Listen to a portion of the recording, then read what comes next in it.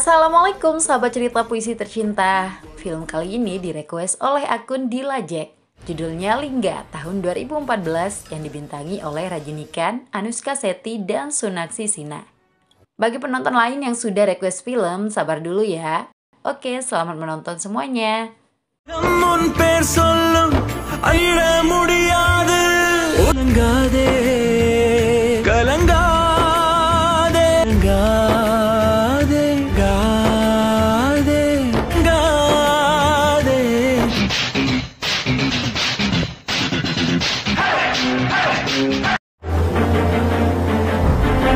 Pemerintah sedang melakukan uji kelayakan terhadap Bendungan Selayur, negara bagian Tamil Nadu.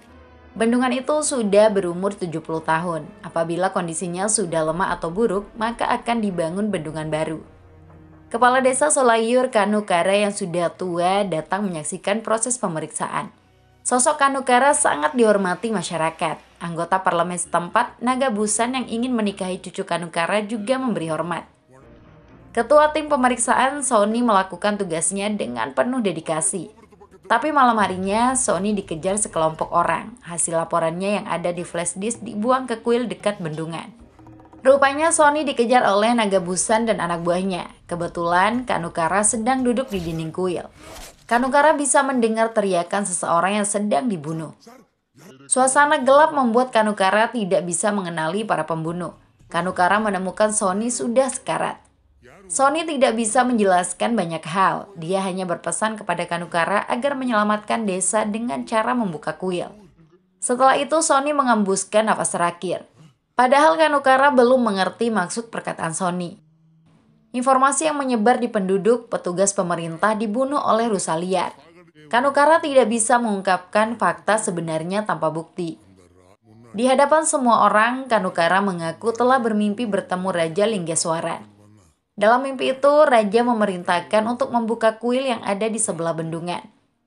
Anggota parlemen Naga Busan yang melakukan pembunuhan pura-pura seperti orang baik. Dia mempersilahkan kuil dibuka demi kebaikan desa dan penduduk. Kanukara menegaskan kuil itu dibangun oleh Raja Linggeswaran 70 tahun lalu. Hanya keturunan raja yang berhak membuka kuil. Oleh karena itu, cucu Raja Linggeswaran yang masih hidup harus ditemukan dan dibawa ke desa. Tidak mudah bisa menemukan cucu Raja Linggeswaran. Orang itu memiliki nama yang sama dengan kakeknya. Saat ini Kalinggeswaran sedang berada di penjara kota Siparajanagar. Linggeswaran yang akrab dipanggil Lingga ditangkap polisi bersama 4 temannya karena kasus pencurian. Seorang gadis tradisional, Laksmi, datang ke kantor polisi. Lingga sama sekali tidak mengenal Laksmi. Tapi gadis itu datang untuk memberi jaminan kepada Lingga selaku cucu Raja Linggeswaran. Inspektur Farman meminta uang jika ingin membebaskan Lingga. Berkat uang suap, Lingga dan teman-temannya bisa bebas. Setelah Lingga keluar sel, wajah Laksmi tiba-tiba berubah drastis. Ternyata dia seorang jurnalis TV yang sedang menyamar. Wajah lugunya telah berhasil membodohi Inspektur Farman. Semua adegan suap menyuap telah direkam menggunakan kamera tersembunyi. Laksmi kemudian mengajak Lingga bicara. Lingga diundang untuk membuka kuil yang dibangun kakeknya di desa Selayur. Rupanya Laksmi bukan sekedar jurnalis. Dia adalah cucu Kanukara yang menjadi kepala desa. Menurut Laksmi, Lingga telah dicari ke seluruh penjuru India oleh banyak orang selama seminggu terakhir. Laksmi tidak menyangka akan menemukan Lingga di penjara. Padahal kakeknya adalah raja yang paling dihormati. Lingga enggan pergi ke Selayur. Dia sudah mendengar kisah kakeknya yang semasa hidup melayani orang banyak, termasuk membangun kuil, bendungan, dan lain-lain. Tapi apa yang dia lakukan untuk saya? Apa yang dia berikan kepada ayah saya? Dia hidup bergelimang harta, lalu menghabiskan semuanya untuk orang lain. Orang tua saya hanya diberikan gubuk reot. Darah saya selalu mendidih setiap mendengar namanya, ujar Lingga. Sekali lagi Laksmi memohon agar Lingga mau ke Selayur. Lingga akan melihat sendiri kakeknya begitu diagungkan. Tapi tetap saja Lingga tidak bersedia.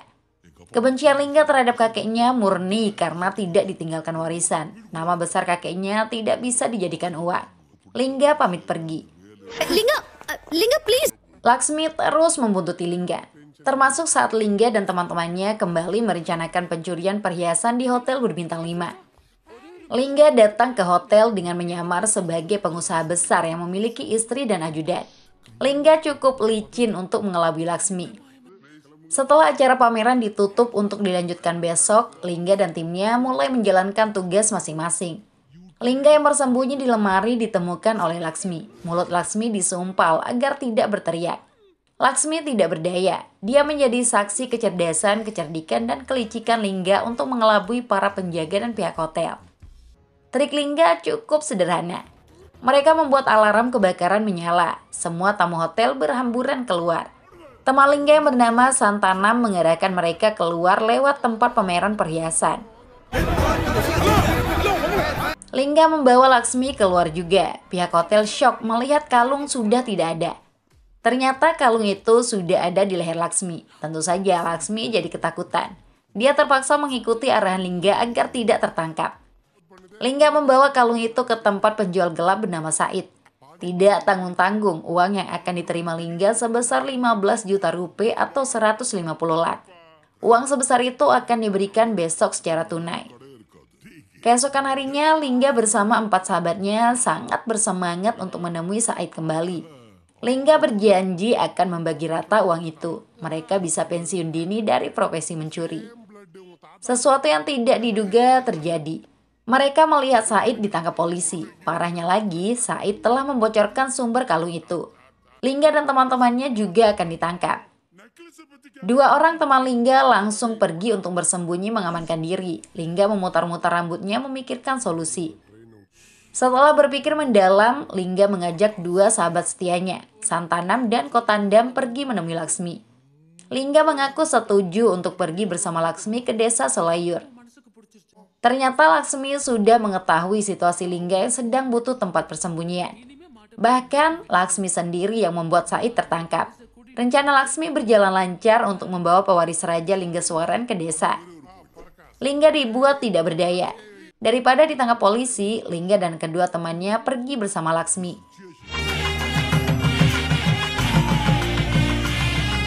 Kedatangan mereka disambut meriah oleh seluruh penduduk desa.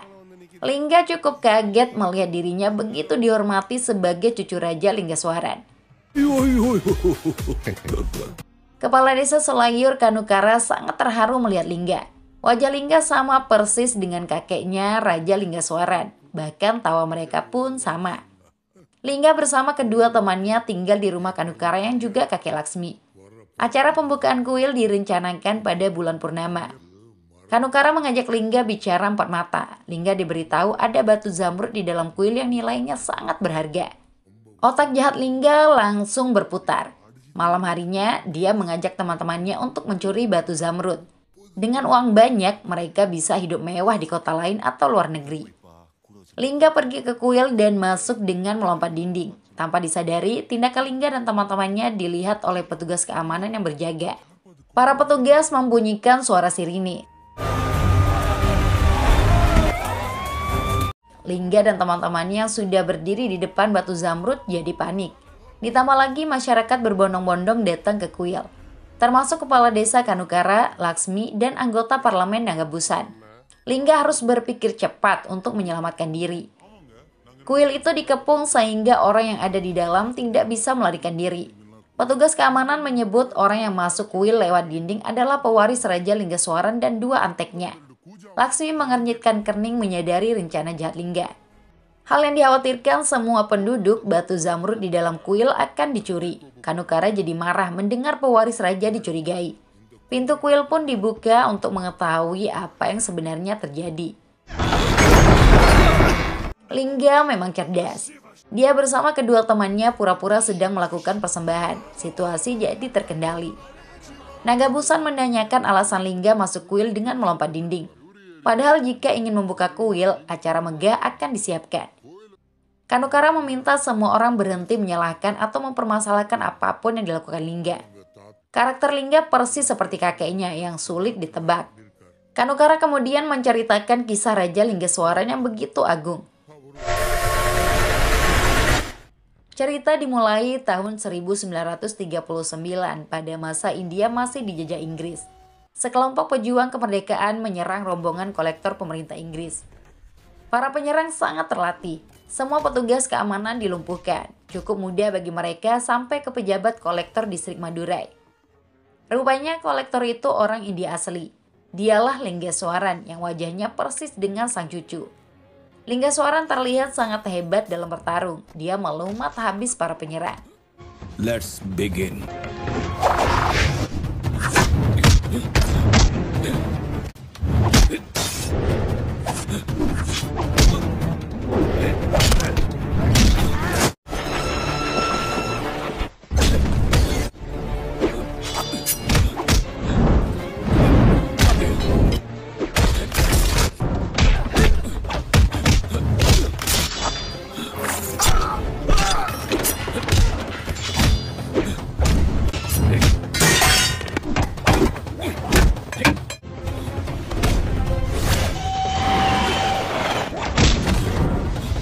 Setelah ditaklukkan, kelompok pejuang kemerdekaan itu mengaku kaget dengan kolektor Inggris yang ternyata orang India.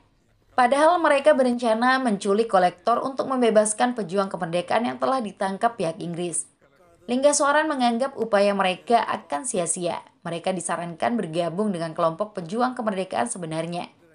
Jika kalian ingin berjuang tanpa kekerasan, bergabunglah dengan Mahatma Gandhi. Tapi jika kalian memilih untuk mengangkat senjata, bergabung saja dengan pasukan Subhas Chandra Bose, ucap Linggeswaran. Besoknya, Linggeswaran melepas para pejuang kemerdekaan kacangan itu. Dia melanjutkan perjalanan ke desa Solayur untuk bertemu para penduduk yang telah berkali-kali mengirim surat. Kepala desa Solayur saat itu adalah Kumar yang merupakan ayah Kanukara. Kumar dan para penduduk mengungkapkan masalah yang selama ini mendera mereka. Masalah utama Solayur adalah air. Selama 9 bulan sungai akan mengering. Penduduk desa kesulitan untuk sekedar mendapatkan air minum. Lalu ketika hujan tiba, bencana banjir menjadi ancaman. Situasi itu membuat penduduk tidak bisa bertani. Kelaparan semakin menjadi-jadi. Sudah tidak terhitung jumlah nyawa yang menjadi korban banjir dan kelaparan. Linggeswaran menggunakan teropong untuk melihat kondisi sungai. Linggeswaran justru melihat sepasang suami istri bersama anak-anaknya melompat ke lubang. Semua orang berlari mendekat. Ternyata mereka melompat untuk mengakhiri hidupnya yang penuh penderitaan.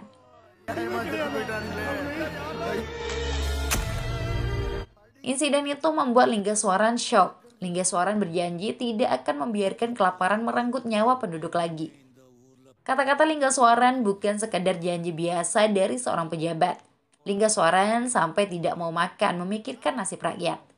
Tidak makan sekali juga tidak akan membuatnya meninggal. Linggeswaran mengusulkan kepada wakil gubernur untuk membangun bendungan di Solayur. Usulan itu telah dipertimbangkan secara matang. Linggeswaran berbicara tentang bendungan karena dia memiliki pengetahuan yang mendalam. Linggeswaran adalah seorang insinyur lulusan Cambridge University, Inggris. Usulan Linggeswaran ditolak oleh wakil gubernur. Membangun bendungan butuh biaya besar, sedangkan manfaatnya untuk pemerintah Inggris tidak seberapa. Linggeswaran menegaskan bahwa bendungan itu untuk kesejahteraan rakyat. Pemerintah juga bisa mendapatkan pajak dari para petani, tapi tetap saja wakil gubernur tidak setuju. Linggeswaran merasa tidak berguna menjadi kolektor. Tujuan utamanya menduduki jabatan itu untuk mendapat kepuasan dengan melayani rakyat. Tapi jika membangun bendungan saja tidak bisa dilakukan, Linggeswaran memilih untuk mengundurkan diri dari jabatannya. Linggeswaran akan membangun sendiri bendungan tanpa bantuan Inggris. Linggeswaran hanya butuh izin saja.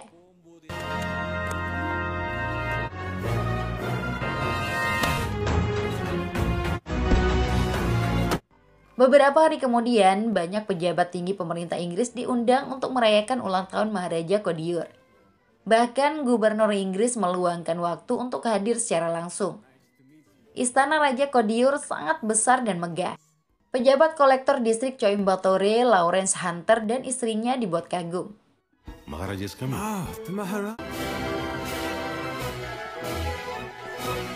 Tiba saatnya yang mulia Maharaja Kodiur muncul menyambut tamu. Ternyata Raja Kodiur itu adalah Linggeswaran.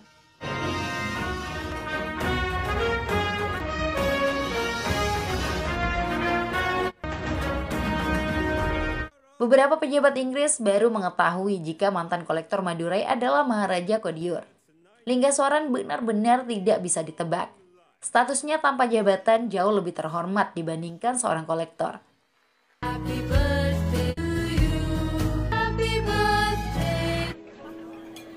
Para tamu undangan tidak henti-hentinya berdecak kagum dengan kekayaan Raja Linggaswaran. Bukan hanya makanan lezat yang menarik perhatian, tapi juga piring hingga sendok yang terbuat dari perak dan emas. Di sela-sela makan malam, gubernur menanyakan alasan Linggaswaran mengundurkan diri dari jabatan kolektor. Linggaswaran mengaku tujuannya menjadi kolektor untuk melayani rakyat. Tapi ternyata dirinya tidak bisa melakukan apa yang diinginkan. Inilah kesempatan Linggaswaran untuk mendapatkan izin pembangunan bendungan. Benar saja, gubernur dengan senang hati memberikan izin. Toh juga Linggaswaran akan menggunakan uang sendiri. Wakil gubernur dan beberapa kolektor yang sempat menolak usulan Linggaswaran jadi malu sendiri. Kolektor Coimbatore Lawrence Hunter mengingatkan gubernur bahwa tindakan Linggaswaran sama dengan menghina pemerintahan Inggris. Gubernur tidak mempermasalahkan itu. Raja seperti Linggaswaran sangat dibutuhkan dukungannya oleh Inggris. Gubernur juga memberikan izin karena yakin Linggaswaran tidak akan mampu membangun bendungan sendiri. Besoknya gubernur menugaskan kolektor Lawrence membawakan surat izin pembangunan bendungan. Lawrence secara belak-belakan menganggap Linggaswaran tidak akan mampu membangun bendungan tanpa bantuan pemerintah Inggris. Keraguan Lawrence justru semakin menambah semangat Linggaswaran.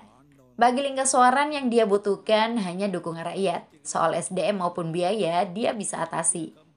Selanjutnya Linggaswaran bersama tangan kanannya Sami Pillai pergi ke desa Solayur. Linggaswaran memberitahu bahwa pembangunan bendungan akan segera dilakukan. Masyarakat terlihat pesimis. Linggaswaran bukan lagi kolektor. Biaya membangun bendungan sangat mahal. Hanya pemerintah Inggris atau raja yang mampu melakukannya. Saat itulah Linggaswaran memperkenalkan identitas aslinya, bahwa dia adalah putra tunggal Raja Parameswara dari kerajaan Kodiur. Seketika itu semua penduduk takjub, termasuk seorang gadis desa bernama Mani Bharati. Mereka tidak pernah menyangka Linggaswaran adalah seorang maharaja dari kerajaan kaya raya. Dukungan penuh diberikan untuk Linggaswaran. Sebagai seorang insinyur, Linggaswaran mulai merencanakan pembangunan bendungan. Tokoh masyarakat setempat, Kavi, membawa putrinya untuk bantu-bantu. Gadis itu adalah Bharati yang sangat mengagumi sosok Raja Linggaswaran. Bharati merupakan gadis yang paling tinggi pendidikannya di desa itu. Linggaswaran merencanakan pembangunan secara totalitas. Tidak salah dia bergelar insinyur.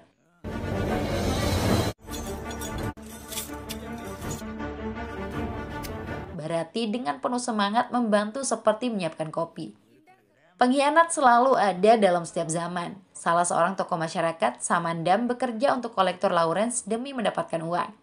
Samandam dan beberapa orangnya memprovokasi masyarakat di beberapa desa untuk menolak pembangunan bendungan. Lahan sawah para petani di sebelah timur akan tenggelam jika bendungan dibangun. Masyarakat yang sudah terprovokasi berkumpul meminta penjelasan Linggaswaran. Rupanya Linggaswaran sudah memikirkan hal itu. Masyarakat diminta tidak perlu khawatir. Linggaswaran telah membeli tanah sahabatnya di sebelah barat seluas 8.000 hektar. Bagi siapapun yang lahannya terdampak akan diberikan lahan baru. Hati Linggaswaran sungguh mulia. Bukan itu saja, Linggaswaran bersedia membeli lahan warga yang akan terdampak. Linggaswaran akan membeli lahan-lahan itu agar pembangunan bendungan tidak menimbulkan masalah apapun. Tentu saja, tawaran menggiurkan dari Linggaswaran tidak bisa ditolak.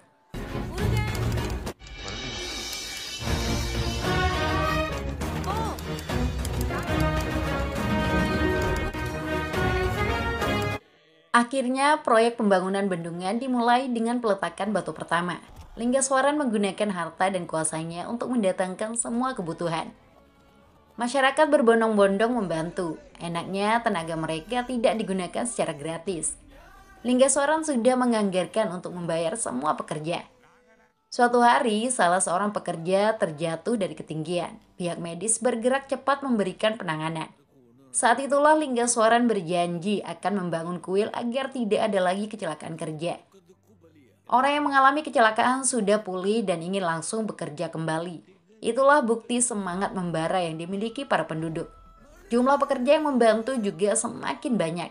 Bahkan kelompok pejuang kemerdekaan yang sempat dikalahkan Linggaswaran ikut bergabung. Pembangunan bendungan dan kuil berjalan lancar. Hal itu tidak disukai oleh kolektor Lawrence yang sudah menjadi kolektor baru distrik Madurai. Mata-mata Lawrence Samandam berbuat ulah saat Linggaswaran tidak ada. Samandam menggunakan isu kasta untuk memecah belah para penduduk. Warga dari kasta atas mulai tidak mau makan bersama orang-orang kasta bawah. Hal itu menimbulkan ketersinggungan, ketegangan, keributan, dan kekacauan. Ketika Linggaswaran datang ke lokasi, masyarakat ditemukan sudah duduk berkelompok memisahkan diri. Linggaswaran sangat marah. Dia menggunakan megafon untuk bicara kepada semua orang. Linggaswaran mengingatkan bahwa pembangunan bendungan dan kuil untuk kesejahteraan masyarakat sendiri. Untuk melanjutkan pembangunan, Linggaswaran tidak butuh pekerja dari kasta manapun atau agama apapun. Dia hanya butuh warga India yang mau bekerja untuk masa depan yang lebih baik. Silakan maju bekerja bagi yang merasa berdarah India, tegas Linggaswaran. Kata-kata Linggaswaran menyadarkan semua orang.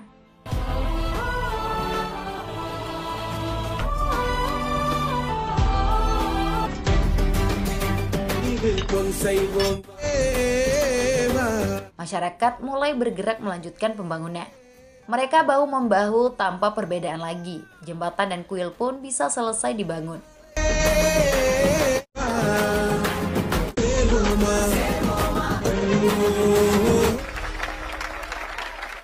Masalah muncul dari kolektor Lawrence. Linggaswaran bersama tangan kanannya Sami Pillai terpaksa menemui Lawrence di rumahnya.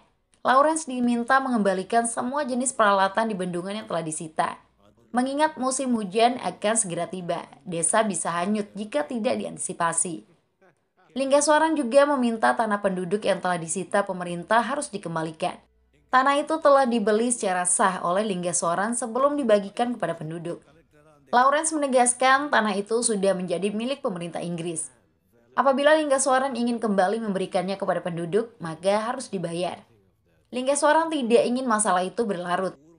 Dia setuju membayar lagi, tapi yang tidak diduga, Lawrence ingin tanah itu dibayar 100 kali lipat dari harga sebelumnya. Linggaswaran terkejut mendengar itu. Istri Lawrence saja, Janet, kaget melihat perilaku suaminya. Tapi jika tidak dibayar, masyarakat akan kehilangan mata pencarian dan akan tetap menderita. Linggaswaran berpikir keras, uangnya sudah banyak dihabiskan untuk membangun bendungan dan kuil. Aset-asetnya juga sudah habis dijual. Setelah berpikir mendalam, Linggaswaran setuju untuk membayar Lawrence. Tapi dia butuh waktu 4 hari karena sudah tidak memiliki uang tunai. Linggaswaran harus menjual istananya terlebih dahulu. Lawrence meminta Linggaswaran tidak perlu repot-repot menjual istananya untuk mendapatkan uang. Istana itu bisa langsung diberikan kepada Lawrence sebagai pembayaran. Berikan aku istana itu bersama semua emas, perak, perabotan, dan perlengkapannya, ucap Lawrence. Linggaswaran setuju dengan keinginan Lawrence. Hanya saja Lawrence memiliki 2 syarat. Pertama, Linggaswaran tidak boleh memberitahu siapapun tentang apa yang terjadi. Kedua, bendungan itu harus tercatat dibangun oleh pemerintah Inggris. Sekali lagi, Linggaswaran menyetujui semua keinginan Lawrence demi kesejahteraan rakyat. Samandam yang sejak tadi mengintip di balik dinding memuji kecerdikan Lawrence. Keesokan harinya, Linggaswaran bersama Sami Pillai membawakan dokumen istana beserta emas dan lain-lain. Tapi yang tidak disadari Linggaswaran, Samandam mengajak kepala desa dan beberapa tokoh mengintip dari jendela. Samandam memutar cerita dusta. Linggaswaran disebut telah menjual tanah petani kepada kolektor. Linggaswaran juga sebelumnya sering mengambil uang berkoper-koper dari rumah kolektor. Hal itu membuat kepala desa pergi dengan kecewa dan patah hati. Andaikan saja kepala desa mengetahui fakta sebenarnya, mungkin dia akan menangis. Linggaswaran masih bisa tersenyum setelah dia kehilangan segalanya. Lawrence sampai dibuat bingung.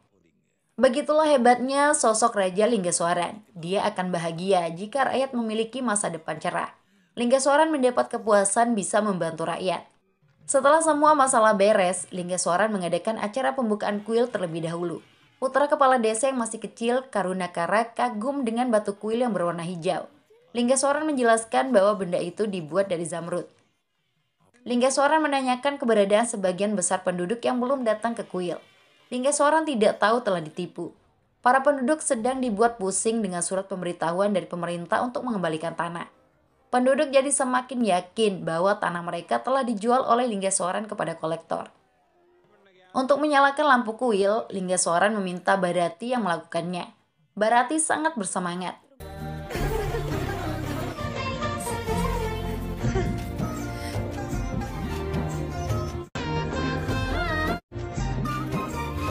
Tapi sebelum lampu dinyalakan, kepala desa datang bersama penduduk menyeret Linggaswaran. Sungguh mengerikannya sebuah fitnah.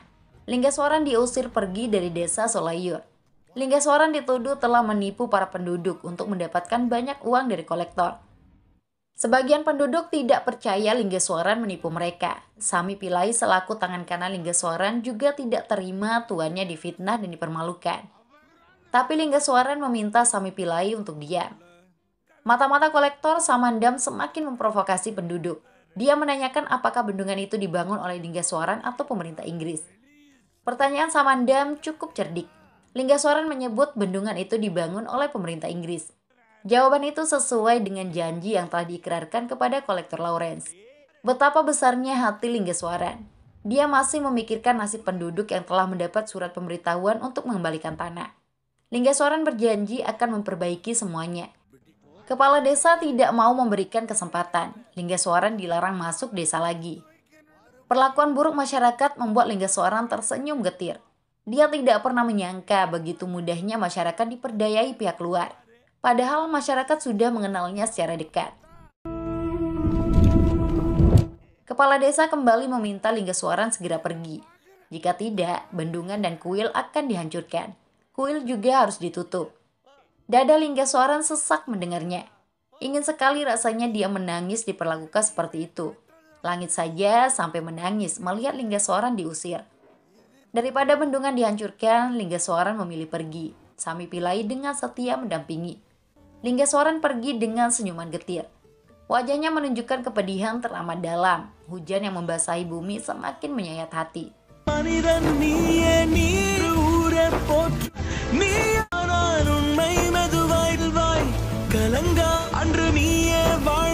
Beberapa penduduk sangat sedih melihat pengusiran itu. Contohnya Bharati dan kelompok pejuang kemerdekaan. Mereka tidak sanggup melihat Raja Linggaswaran diusir seperti maling.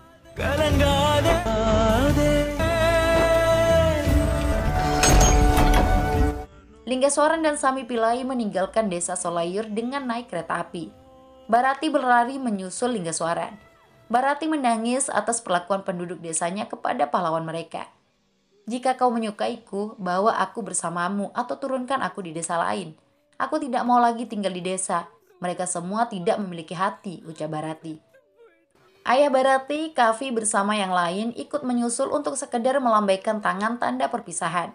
Termasuk Karunakara dan teman-temannya yang masih kecil. Hujan deras membuat penduduk khawatir akan terjadi bencana banjir. Mereka mengamankan diri bersama barang-barang berharga. Mereka menduga bendungan itu akan roboh. Air di dalam bendungan mulai penuh. Semua orang harap-harap cemas. Hebatnya bendungan itu berfungsi dengan baik.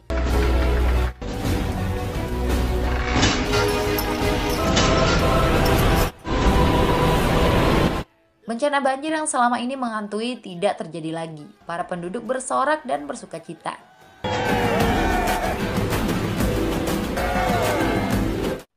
Besoknya kepala desa bersama beberapa perwakilan penduduk menemui kolektor Lawrence.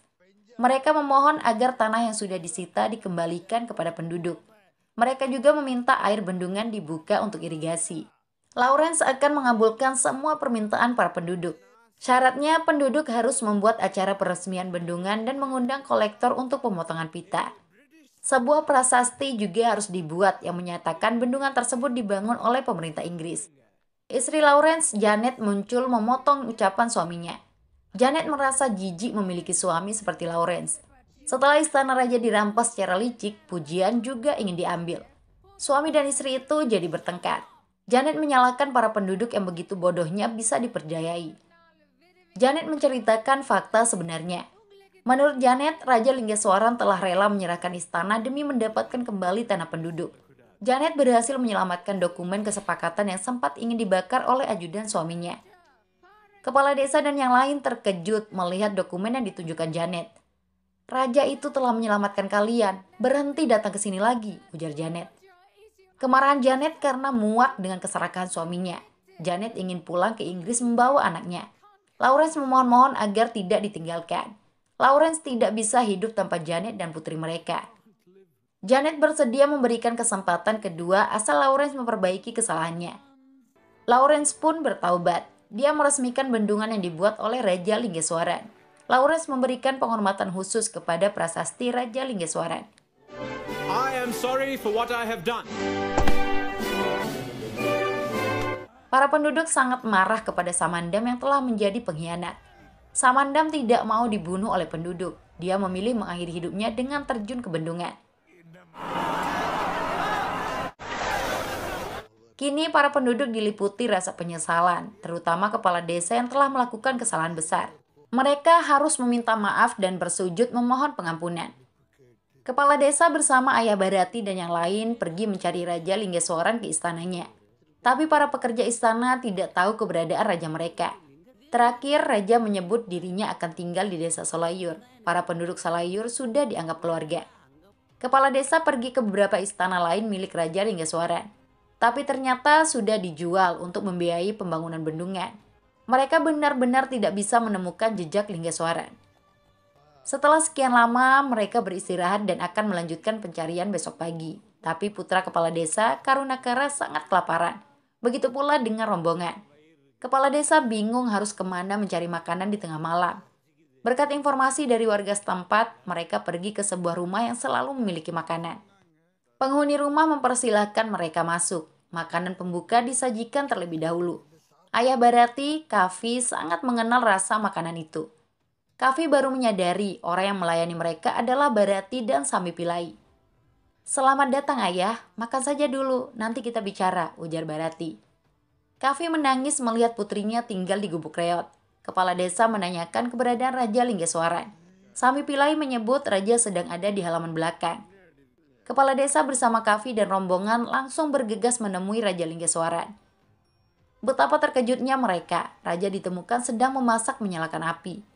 Semua orang tidak kuasa menahan air mata. Mereka menangis menyaksikan seorang raja yang terbiasa hidup mewah kini ditemukan hidup menderita. Kepala desa memohon pengampunan. Linggeswaran meminta mereka berhenti menangis. Sami Pillai diajak untuk segera menyajikan makanan. Rasa lapar kepala desa dan rombongan hilang seketika. Mereka tidak sanggup melihat seorang raja menyajikan makanan. Kepala desa dan Kavi sampai menangis sesenggukan.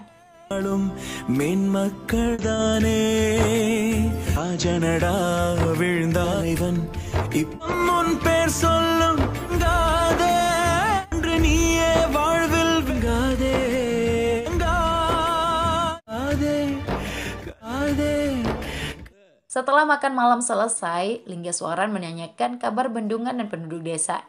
Linggeswaran yakin bendungan itu bisa menahan hujan, angin, dan badai. Kepala desa dan yang lain semakin sedih.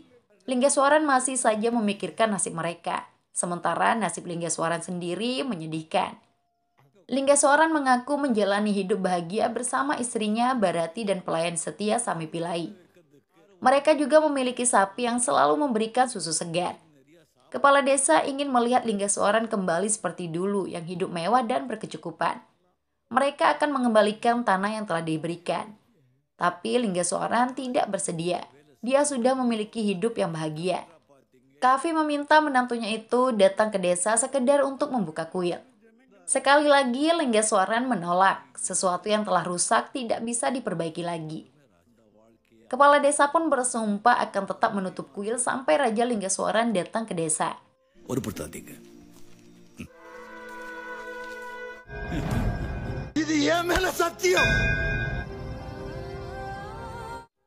Karunakara telah selesai bercerita tentang Raja Linggeswaran. Semua orang jadi terharu, hati keras Lingga juga tersentuh. Semua yang ada di desa ini dan 100 desa sekitarnya milik keluarga Raja Linggeswaran. Kalian malah menuduh cucunya ingin mencuri, ujar Kanukaran.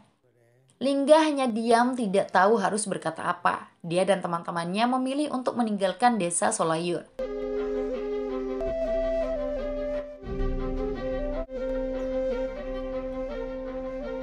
Lingga yang dulu membenci kakeknya, kini tidak ingin merusak nama besar sang kakek. Kepala desa Solayur, Karunakara, mengungkapkan bahwa dirinya tidak pernah bermimpi diperintahkan Raja Linggeswaran untuk membuka kuil. Karunakara bicara jujur tentang ketua tim survei bendungan yang telah dibunuh oleh 4 orang. Kita sudah buka kuil sesuai saran terakhirnya untuk menyelamatkan desa. Tapi saya tidak tahu bahaya apa yang dia maksud.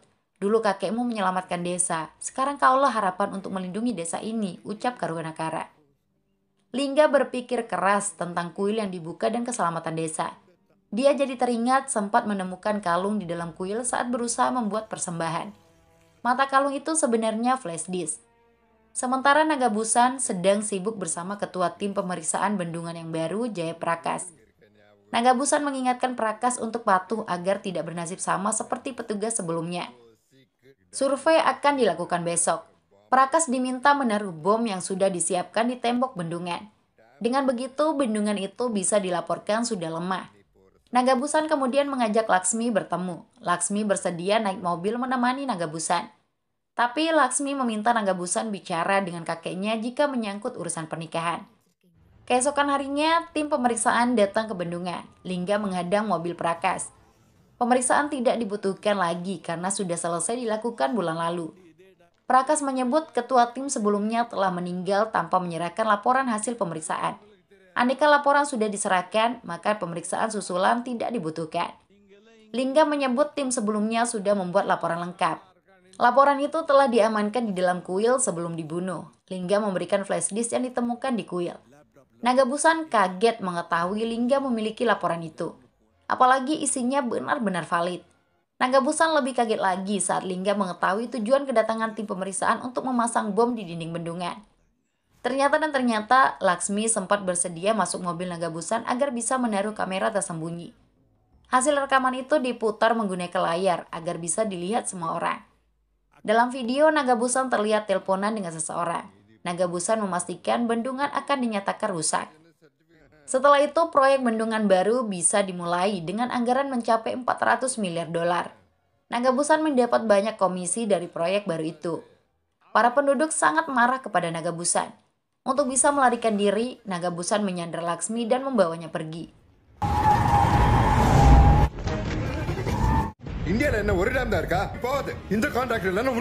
Lingga melawan anak buah Nagabusan yang bersenjata.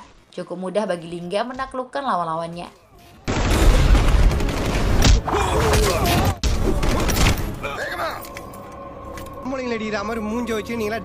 Lingga berusaha mengejar Nagabusan. Keberadaan Nagabusan bisa diketahui karena Laksmi secara diam-diam tetap tersambung dengan Lingga melalui telepon.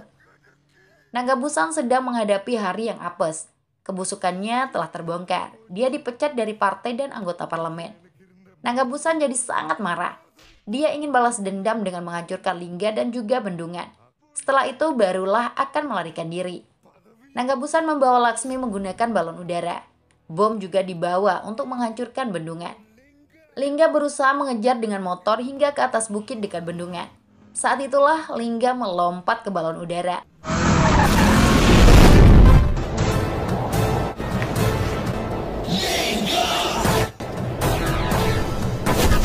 Para penduduk yang melihat aksi nekat Lingga sangat khawatir. Lingga menendang anak buah Nagabusan hingga jatuh ke bawah. Duel sengit terjadi antara Lingga melawan Nagabusan di atas balon udara. Laksmi yang masih ada di sana hanya jadi penonton.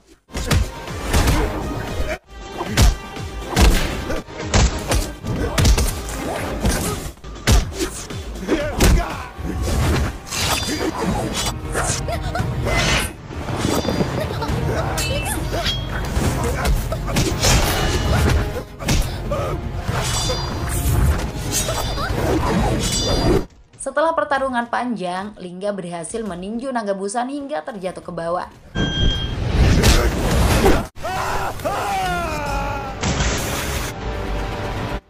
Tapi Laksmi ikut jatuh. Lingga menyelamatkan nyawa Laksmi dengan tali. Lingga juga berhasil menendang bom ke dalam air sehingga ledakannya tidak membahayakan. Kepahlawanan Lingga sungguh luar biasa. Tapi dia harus pergi meninggalkan desa. Lingga ingin memperbaiki hidupnya dan menjadi orang berguna. Tiba-tiba banyak polisi dari kota datang untuk menangkap Lingga. 2 orang rekannya yang terlibat kasus pencurian kalung ikut dibawa. Lingga jadi panik. Nama baik kakeknya bisa tercoreng. Asisten komisaris polisi Finishing Kumar justru memberi hormat. Rupanya sikap Kumar hanya berpura-pura untuk menjaga kehormatan cucu Raja Linggeswaran. Kepada para penduduk, Kumar mengaku datang untuk menjemput Lingga karena akan mendapat penghargaan dari pemerintah atas jasanya melindungi bendungan. Saya sudah menjaga nama baik kakekmu dan melindungi harga dirimu. Sekarang silakan naik mobil dengan tenang, ucap Kumar. Lingga bersama keempat geng pencurinya naik mobil polisi. Laksmi berlari mengejar Lingga. Laksmi ingin menghabiskan hidupnya bersama Lingga, baik dalam keadaan suka maupun duka. Film selesai di sana. Sudah dulu ya, sampai jumpa.